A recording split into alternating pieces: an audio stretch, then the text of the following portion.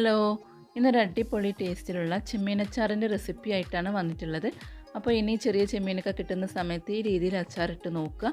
അപ്പോൾ നമുക്ക് ഒരുപാട് കാലം നമുക്ക് ചോറിൻ്റെ കൂടെയൊക്കെ കഴിക്കാനായിട്ട് ഈ ഒരു അച്ചാർ മാത്രം മതിയാകും. അപ്പോൾ നമുക്ക് ഒട്ടും സമയം കളയാതെ ഈ ടേസ്റ്റി ആയിട്ടുള്ള അച്ചാർ വളരെ എളുപ്പത്തിൽ എങ്ങനെ തയ്യാറാക്കാം എന്ന് നോക്കാം. അപ്പോൾ അതിനായിട്ട് ഞാനിപ്പോൾ ഇവിടെ ഒരു 1/2 കിലോ ചെറിയ ചെമ്മീനാണ് എടുത്തിട്ടുള്ളത്. അപ്പോൾ എപ്പോഴും അച്ചാർ ഉണ്ടാക്കുമ്പോൾ ഒരു ചെറിയ ചെമ്മീനിൽ ചെയ്യുന്നതാണ് കൂടുതൽ ടേസ്റ്റ് ഉള്ളത്. ഇത് നന്നായിട്ട് കഴുകി വൃത്തിയാക്കിയതിന് ശേഷം ഇതൊന്ന് മാരിനേറ്റ് ചെയ്തെടുക്കണം. അപ്പോൾ അതിനായിട്ട് ഇതിലേക്ക് ആവശ്യത്തിനുള്ള ഉപ്പ് ചേർക്കാം. ഇനി ഇതിലേക്ക് ഒരു 2 ടീസ്പൂൺ മുളക് പൊടി ഇപ്പോൾ ചേർക്കുന്നുള്ളൂ. ഇനി ഇതിലേക്ക് ഒരു 1/2 ടീസ്പൂണ് മഞ്ഞൾപ്പൊടി കൂടെ ചേർത്തിട്ട് ഇത് നന്നായിട്ടൊന്ന് മാരിനേറ്റ് ചെയ്തെടുക്കണം. ഇത് ഒരുപാട് സമയം വെക്കേണ്ട ആവശ്യമൊന്നുമില്ല. ജസ്റ്റ് ഒരു 10 മിനിറ്റ് മാത്രം വെച്ചാൽ മതി. ഇനിയിപ്പോൾ അതിനും പറ്റുന്നില്ലെങ്കിൽ അപ്പോൾ തന്നെ ഫ്രൈ ചെയ്തെടുക്കാവുന്നതാണ്. ഇനി ഒരു പാൻ നന്നായിട്ട് ചൂടായി വരുന്ന സമയത്ത് ഇതിലേക്ക് ആവശ്യത്തിനുള്ള, അതായത് ഫ്രൈ ചെയ്യാനുള്ള വെളിച്ചെണ്ണ ഒഴിച്ചു കൊടുക്കാം. ഞാനിപ്പോൾ വെളിച്ചെണ്ണയിലാണ് ഈ അച്ചാർ ഉണ്ടാക്കുന്നത്. ഇനി ഇതിലേക്ക് മാരിനേറ്റ് ചെയ്ത് വെച്ച് ചെമ്മീൻ ഇട്ട് കൊടുത്തിട്ട് ഇതൊന്ന് ഫ്രൈ ചെയ്തെടുക്കണം.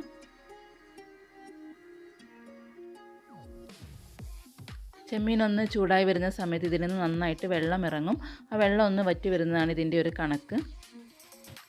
അപ്പോൾ ആ ചെമ്മീനിലെ വെള്ളമൊക്കെ വറ്റി എണ്ണയൊക്കെ തെളിഞ്ഞ് ചെമ്മീൻ അത്യാവശ്യം ഒന്ന് മൂത്ത് വന്നിട്ടുണ്ട്. പിന്നെ നമ്മൾ ഈ ചെമ്മീൻ ഫ്രൈ ചെയ്യുന്ന സമയത്ത് ഒരുപാട് അങ്ങ് മൂപ്പിച്ചെടുക്കരുത്. അപ്പോൾ അങ്ങനെ ചെയ്യുമ്പോൾ നമ്മുടെ അച്ചാറിൽ അത്ര ടേസ്റ്റ് ഉണ്ടാകില്ല. അതായത് ചെമ്മീൻ വല്ലാതെ ഡ്രൈ ആയി പോകും.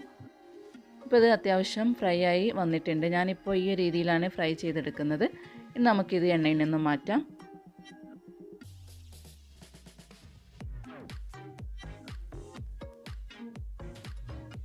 ഇനി ഈ എണ്ണയിൽ തന്നെയാണ് ഞാനിപ്പോൾ അച്ചാർ ഉണ്ടാക്കിയെടുക്കുന്നത്. ഇപ്പോൾ നിങ്ങൾക്ക് വേണമെങ്കിൽ ഇത് മറ്റൊരു പാത്രത്തിലേക്ക് മാറ്റിയിട്ട് അങ്ങനെ അച്ചാർ ഇടാവുന്നതാണ്.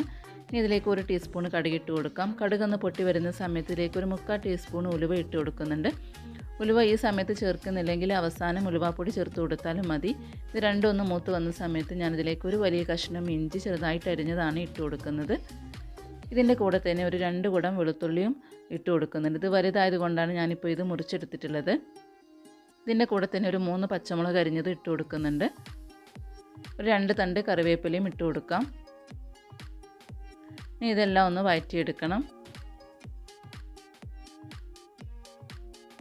ചെറുതായിട്ടൊന്ന് മൂപ്പിച്ചെടുത്താൽ മതി. ഇതിൻ്റെ കളറൊന്നും മാറി വരേണ്ട ആവശ്യമില്ല. എന്നാൽ ഇതിൻ്റെ പച്ചമണമൊക്കെ ഒന്ന് മാറുന്നത് വരെ ഒന്ന് വഴറ്റിയെടുക്കുകയും വേണം. ഇപ്പോൾ അതാ ഇതൊക്കെ അത്യാവശ്യം ഒന്ന് മൂത്ത് വന്നിട്ടുണ്ട്.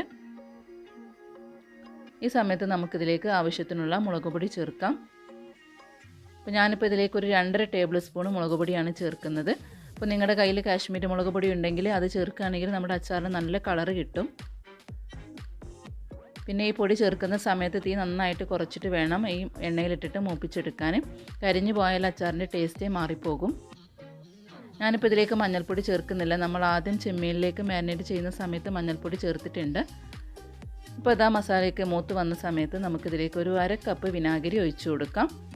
ഇപ്പോൾ വിനാഗിരി ഇത്ര അധികം ചേർക്കേണ്ട, ഇല്ലെങ്കിൽ ഒരു 1/4 കപ്പ് ചേർക്കുക. അതിൻ്റെ കൂടെ തന്നെ ഒരു 1/4 കപ്പ് ചൂടാറിയ, അതായത് തിളപ്പിച്ചാറിയ വെള്ളം ചേർത്ത് കൊടുത്താലും മതി.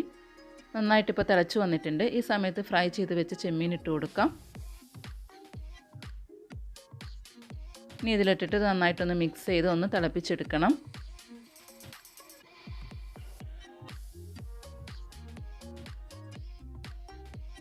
ഇപ്പോൾ നന്നായിട്ട് തിളച്ച് വരുന്നുണ്ട്. ഈ സമയത്ത് നമുക്കിതിലേക്ക് ആവശ്യത്തിനുള്ള ഉപ്പ് ചേർക്കാം. ഇതിൻ്റെ കൂടെ തന്നെ കുറച്ച് കായപ്പൊടിയും ചേർക്കുന്നുണ്ട്. ഈ സമയത്ത് വേണമെങ്കിൽ ഉലുവാപ്പൊടി ഉണ്ടെങ്കിൽ അതും ചേർത്ത് കൊടുക്കാം. എന്നിട്ട് വീണ്ടും ഒന്ന് മിക്സ് ചെയ്ത് കൊടുക്കുന്നുണ്ട്. അപ്പോൾ നമ്മുടെ അച്ചാർ ഏകദേശം ഇപ്പോൾ ഇവിടെ റെഡി ആയിട്ടുണ്ട്. അപ്പോൾ അത് അച്ചാറൊക്കെ നന്നായിട്ട് തിളച്ചിട്ടുണ്ട്. ഇനി അവസാനമായിട്ട് ഇതിൻ്റെ ടേസ്റ്റൊക്കെ ഒന്ന് ബാലൻസ് ആവാൻ വേണ്ടിയിട്ട് ഞാനിതിലേക്ക് ഒരു 1/2 ടീസ്പൂൺ പഞ്ചസാര കൂടി ചേർക്കുന്നുണ്ട്. ഇത് ഓപ്ഷണലാണ്, വേണമെങ്കിൽ മാത്രം ചേർത്താൽ മതി.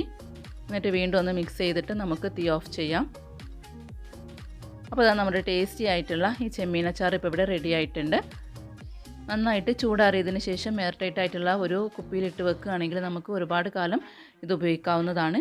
അപ്പോൾ നമ്മുടെ ഈ റെസിപ്പി എല്ലാവർക്കും ഇഷ്ടമായി എന്ന് വിശ്വസിക്കുന്നു. അപ്പോൾ ഇഷ്ടപ്പെടുകയാണെങ്കിൽ നമ്മുടെ ചാനൽ സബ്സ്ക്രൈബ് ചെയ്യാനും ലൈക്ക് ചെയ്യാനും ഷെയർ ചെയ്യാനും ഒന്നും മറക്കരുത്. അപ്പോൾ വീണ്ടും മറ്റൊരു റെസിപ്പിയുമായിട്ട് വരുന്നതാണ്. താങ്ക്